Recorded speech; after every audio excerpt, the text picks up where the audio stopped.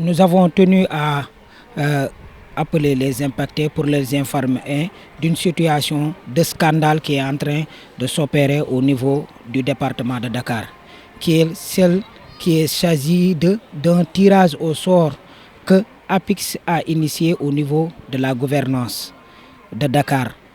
Dans ce tirage, il est dit que les impactés du département de Dakar ne bénéficieront pas du processus de recasement du site qui est au Wayambam à Lac-Rose, un site d'une superficie de 40 hectares qui peuvent abriter au total 1385 PAP. Il y a une partie des indemnisations que les impactés ont reçues, mais ce n'est pas la totalité des montants. Ce qu'il faut noter, c'est quoi?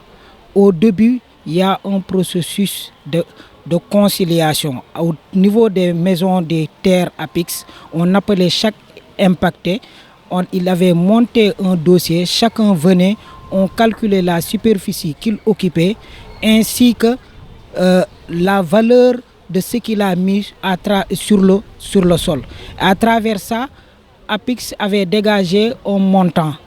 Ce montant d'indemnisation, il s'est trouvé qu'il est totalement contraire par rapport au PAR qui est le plan d'action et de réinstallation qui a été prévu. Les montants étaient très dérisoires et le barème qui a été prévu là-bas, l'APIX ne l'avait pas respecté. C'est pourquoi, à un moment donné, nous, on a jugé nécessaire que les indemnisations qu'on nous avait attribuées n'étaient pas conformes à ce que APIX devait nous donner. Sur ce, on avait interpellé la BAD à travers une plainte qui est portée par le collectif national que le président Ibrahima Cissé est pilote.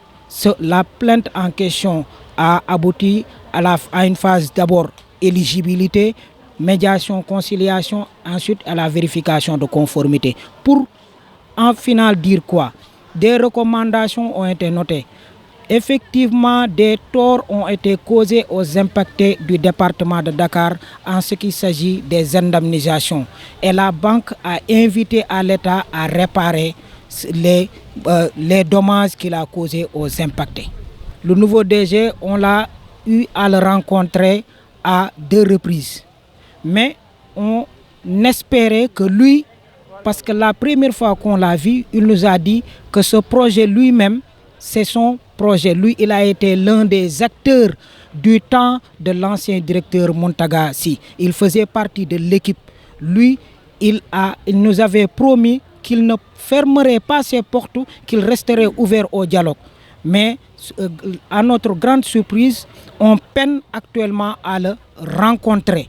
On a écrit à plusieurs fois des mails, mais il ne nous a pas reçus et ne nous a pas répondu. On voudrait rappeler d'abord au président de la République et son premier ministre Ousmane Sonko que le combat des impactés terre de manière générale était un combat que nous avons mené tous ensemble du temps lorsqu'il était à l'opposition. On le rappelle que c'est les mêmes situations qu'il dénonçait. Les impactés restent toujours sur leur faim.